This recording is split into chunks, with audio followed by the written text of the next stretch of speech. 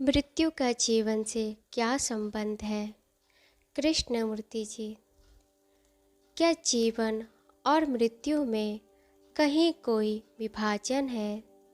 हम मृत्यु को जीवन से अलग क्यों मानते हैं? हम मृत्यु से भयभीत क्यों हैं? और क्यों मृत्यु पर इतनी सारी पुस्तकें लिखी गई हैं? जीवन और मृत्यु के बीच यह विभाजन रेखा क्यों है? क्या यह विभाजन वास्तविक है या केवल मनमाना है, मन की कल्पना है? जब हम जीवन की बात करते हैं तो जीवन से हमारा तात्पर्य निरंतरता की एक प्रक्रिया से होता है, जिसमें जुड़ाव, लगाव होता है। मैं और मेरा मकान, मैं और मेरी पत्नी, मैं और मेरा बैंक खाता, मैं और मेरे अतीत के अनुभव, यही होता है जीवन से हमारा तात्पर्य, है ना? जीना निरंतरता की प्रक्रिया है जो स्मृति के माध्यम से होती है, चाहे वह स्मृति सचेतन हो या अचेतन। इसी स्मृति में विभिन्न प्रकार के संघर्ष, झगड़े, घटनाएं, अनुभव आदि हुआ करते हैं। यही सब है जिसे हम जीवन कहते हैं।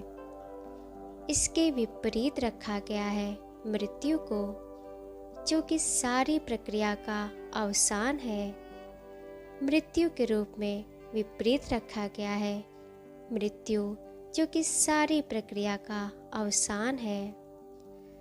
मृत्यु के रूप में एक विपरीत को रचकर और फिर उसी से भयभीत होकर हम जीवन और मृत्यु के बीच संबंध की खोज किया करते हैं। यदि किसी व्याख्या से किसी पारलौकिक निरंतरता पर विश्वास रखकर हम इन दोनों के बीच खाई को पाट सके तो हम संतुष्ट हो जाते हैं। हम पुनर्जन्म में या विचार की निरंतरता के किसी अन्य रूप में विश्वास करने लगते हैं और फिर उससे ज्ञात एवं अज्ञात में संबंध स्थापित करने का प्रयत्न करते हैं।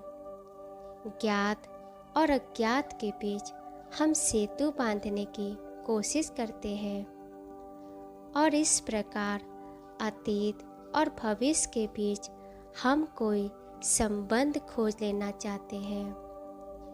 जब हम यह छानबीन करते हैं कि जीवन और मृत्यु के बीच क्या कोई संबंध है, तो हम यही सब कर रहे होते हैं, है ना? हम जानना चाहते हैं कि जीवन और मृत्यु के बीच सेतु कैसे बांधा जाए।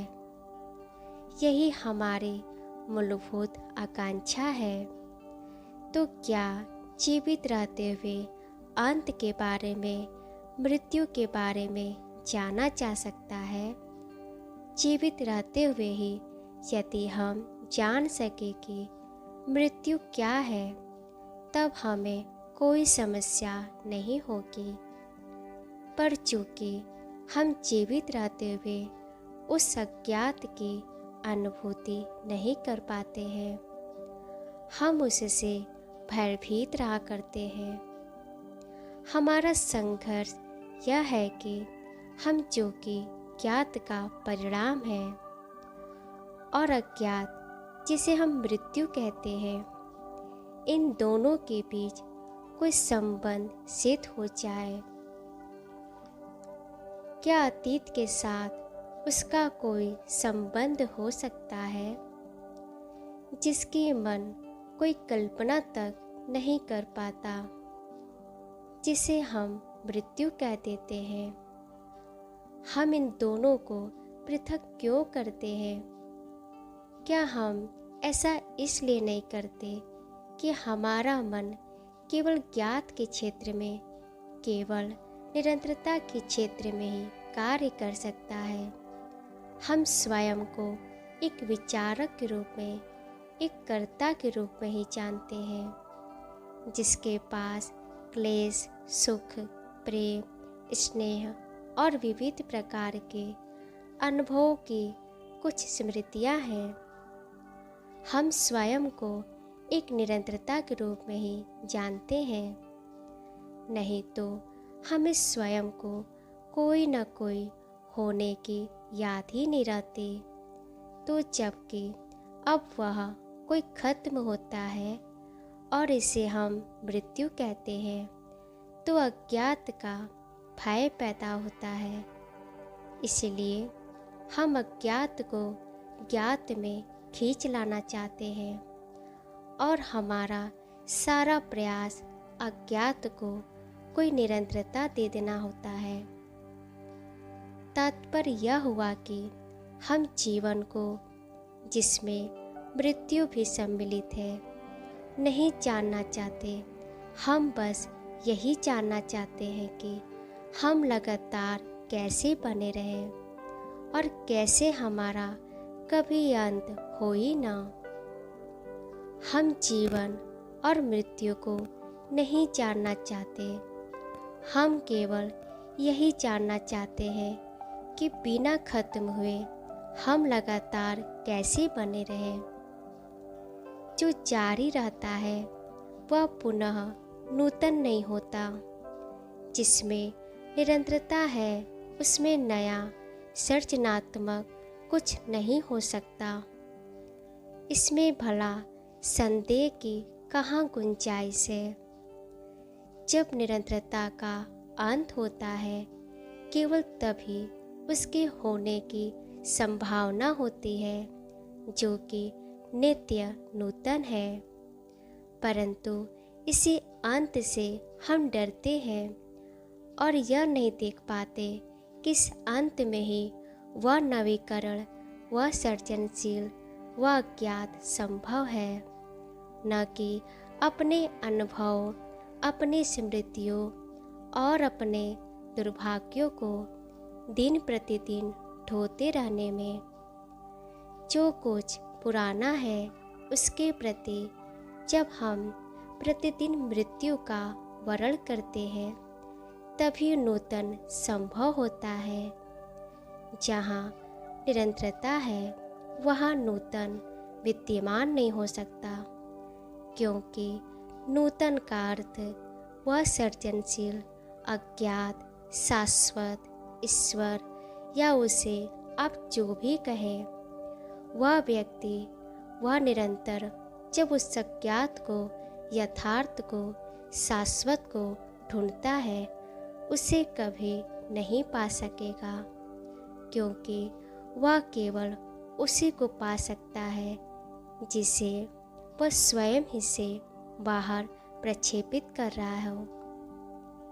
जिसे वह प्रक्षेपित कर रहा है वह यथार्थ नहीं है। केवल उस अंत में ही, मृत होने में ही नूतन को जाना जा सकता है। और जो व्यक्ति जीवन और मृत्यु के बीच संबंध की तलाश में है, जो इस निरंतरता से उस तक सेतु बांधना चाहते हैं, जो उसके विचार में निरंतरता से परे है, वह एक मनगढ़ंत, अवास्तविक संसार में रह रहा है, जो उसका अपना ही प्रक्षेपण है। तो क्या जीवित रहते हुए मर पाना संभव है, जिसका अर्थ है अंत हो जाना, ना कुछ हो जाना?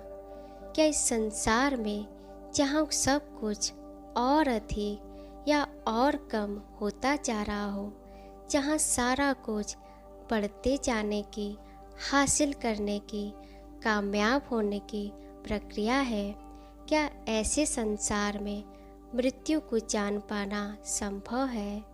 क्या सभी स्मृतियों का अंत करना संभव है? तथ्यों की आपके घर का मार्ग किधर है, इस सब की स्मृति का नहीं, बल्कि स्मृति के जरिए मनोवैज्ञानिक सुरक्षा से आंतरिक आसक्ति का अंत, उन स्मृतियों का अंत जिन्हें हमने एकत्रित व संचित किया है और जिनमें हम सुरक्षा और खुशी खोज रहे हैं। क्या इस सब का अंत कर पाना संभव है, जिसका अर्थ है प्रतिदिन मृत्यु होना, जिससे कि आने वाला हर दिन नव जीवन से भरा हो।